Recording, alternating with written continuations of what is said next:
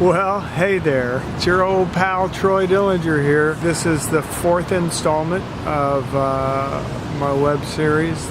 The web series is about stand-up comedy. It's about living in Los Angeles. It's about new beginnings. It's about living positively. It's about growing spiritually.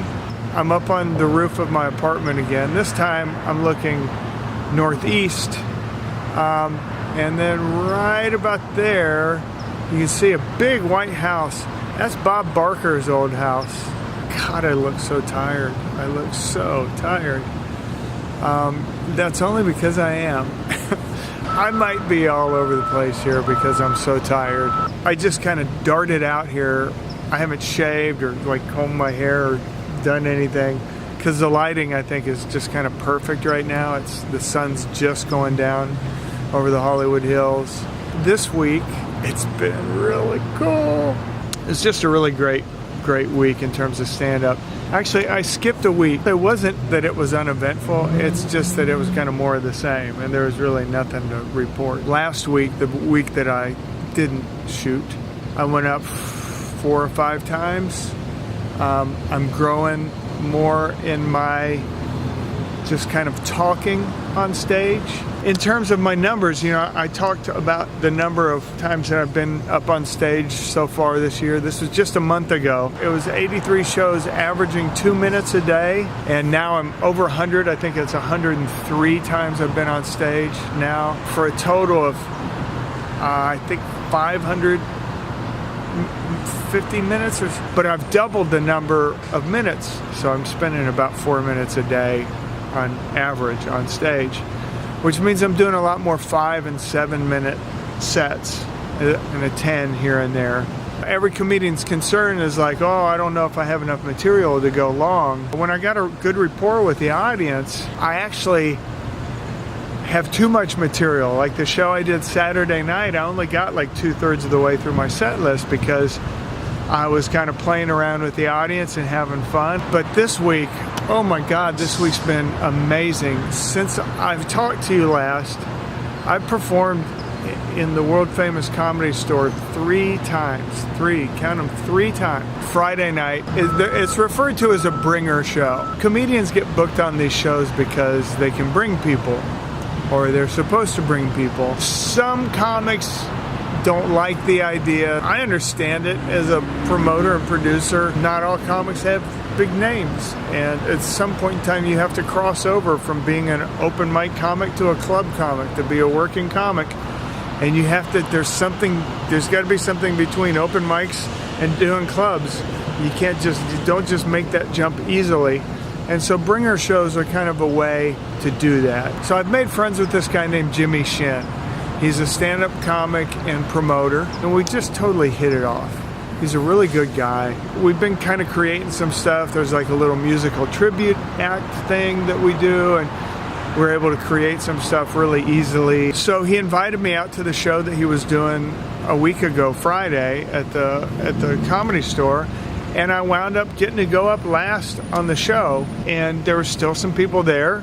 And I got what laughs they had to give, like I squeezed the juice out of what was left. So I had a really fun time. And man, anytime I get to perform at the Comedy Store, that's just one more time I'm fulfilling my lifelong dream. I got to do the musical tribute with Jimmy Shin on Friday night at the Comedy Store. And Demi Lovato was there, which was really cool. I mean, I'm not a huge Demi Lovato fan or anything. I'm playing guitar with Demi Lovato watching. That was kind of cool. Last week, I met another bringer show producer named Omra Menkes. She's from Israel, and she's a comic as well. And so she booked me on a show. Saturday, I got to do stand-up at the Comedy Store. That night, we had Jeff Ross.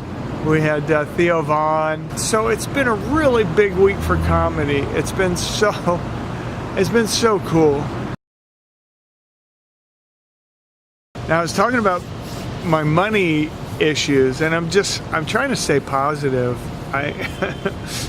It's continued to be very interesting and very trying. I'm not so sure it's about money. I'm having this feeling like money is where these other issues are being expressed. It's a really esoteric thing. But I feel like I'm working through stuff spiritually, emotionally, at this deeper level. And I'm seeing that I've got this these hang-ups around money. I don't know how to put it into words, but I'm breaking through, I think. I've been broke plenty. As an artist, I've been broke a lot. There's times where I've ran out of money, I've been homeless. I've experienced a lot of financial difficulties as an artist. My financial life keeps getting better and better. My circumstances keep getting better and better. I feel like I just don't have any time or room or bandwidth for negativity. And so I'm just not allowing fear. And I'm not allowing doubt. And I'm not allowing worry. And I'm really being tested. But I feel like I'm making a breakthrough somehow. I feel like when I worry about money, I keep money from coming. And maybe that's the way it is for everybody. I'm just choosing not to be scared. And I'm just doing what I can. Every day I have enough. Maybe that's, very irresponsible because I don't know what's coming down the pike. But the fact of the matter is I don't know what's coming down the pike. Do you? Just because you have a paycheck or something coming in regularly, do you really know what's coming down the pike? So I feel like what I'm learning is worry drives money away. When I have fun and I trust and I take action, things tend to work out just fine. And sometimes shit happens that I don't like. That just means that when I get scared, it's because I don't like what might happen. That thing just sounds ridiculous. I get scared and I can ruin a whole day or not have fun or take myself off my life's track because I don't like what might happen. Sometimes the things I'm afraid of don't happen.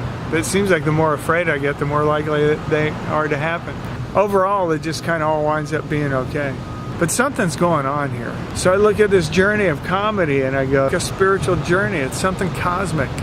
And I can't explain it to you. Every day I'm becoming who I am. I'm going to leave you with this week's success. Here I am, Saturday night, Labor Day weekend, packed house. Well, when we started, it wasn't by the time I got on stage, but here I am, fulfilling a lifelong dream to perform on a Saturday night, holiday weekend at the world-famous Comedy Store. This guy is the host of Austin, the variety show, and also he's a creative Adult Swim Presents. Keep it going for Mr. Troy Dillinger. Yeah!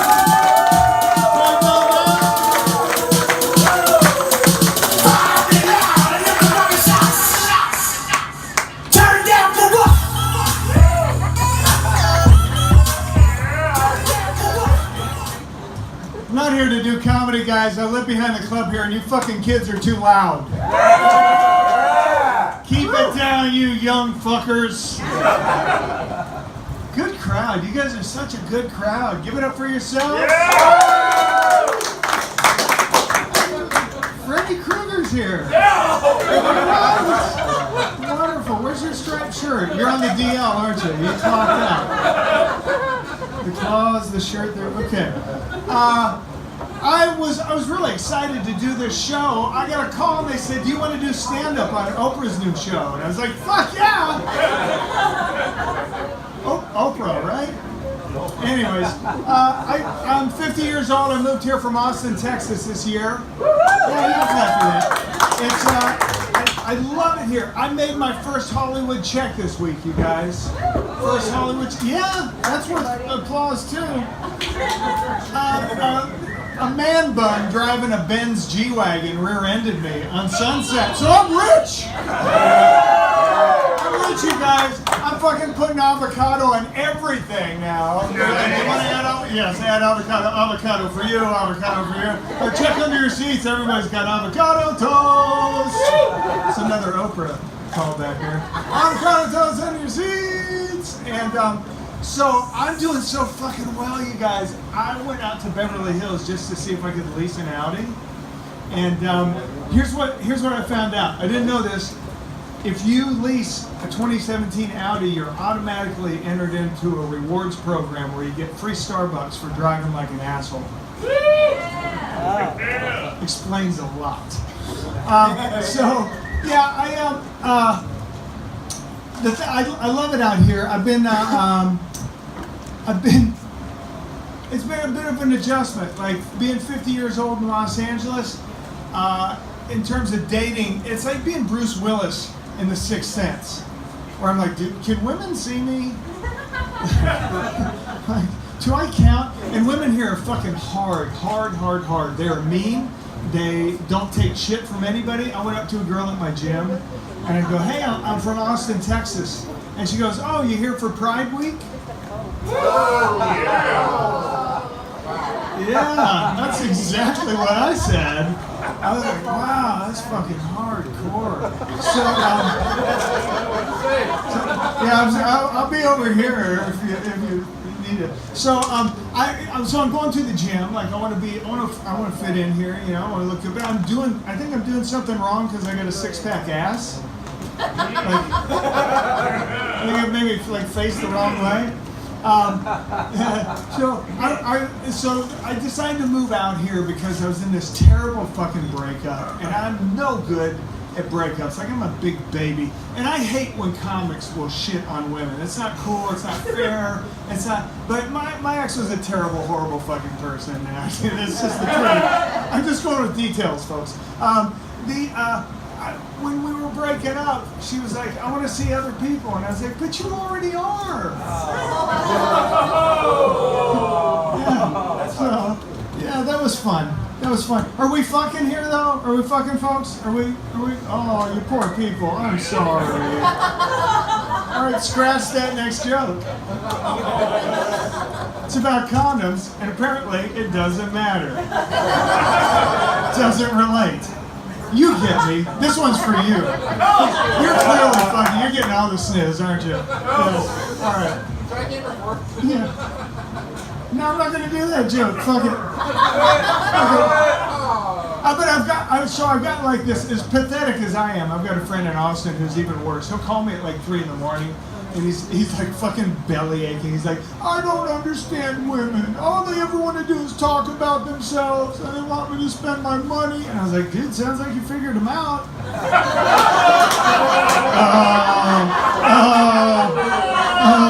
Yeah, she's like, no, fuck you. She's like, I get it. I alienated half the room, and it was the half I wanted to fuck.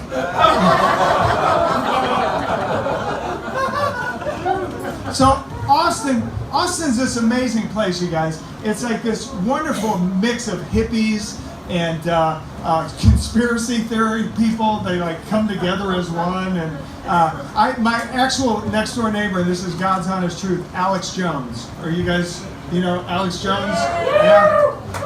9/11 was an inside job. The government's putting stuff in the water that turns frogs gay. So, and he liked me. So I would go out to my car to go to a gig, and I would hear from across the parking lot, hey, what's going on, Dillinger? And it was like, every time. And he's out there leaning against the car, drinking a 40. A lot more relatable than you would think of Alex Jones. And he would always want to talk, and I'd be like, okay. And he's like, come over here under the tree where the helicopters can't see us. And you know what's fucked up is I would look up, and there's helicopters, black helicopters that don't make noise. I don't know who the fuck he is, but something is going on with the guy. So I was like, hey, maybe drinking a 40's an inside job. You know what I'm saying? So anyway, so I don't know. I didn't know about this before. I know about this now. When I was moving out here, a friend said, don't move to Los Angeles because it's Mercury retrograde. And I was like, okay, and I moved out here. But so if you don't know what this is, and I didn't, I went on Wikipedia, I looked it up, and the way it works is the Earth and the sun, between us is the planet Mercury. and the way that it rotates around the sun, sometimes it looks like it's going backwards. Yeah, and when that happens, it gives hippies an excuse to be an asshole for a couple of weeks. So I learned something. It's good to learn things. Oh, I got the light. How about that? How long are we burning the light here? Because I got about 90 seconds here.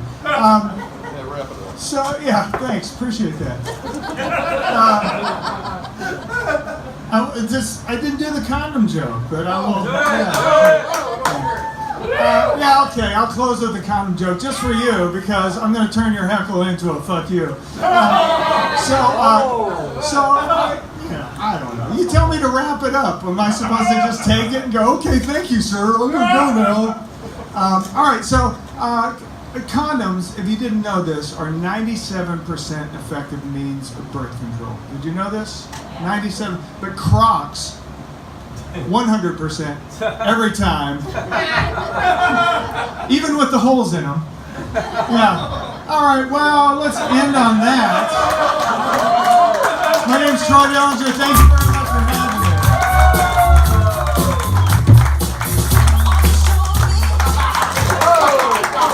Troy Dillinger, everyone. Join my Patreon. It's just a few bucks a month. I'll see you next week, and have the courage to challenge yourself. I love you, and I thank you for watching.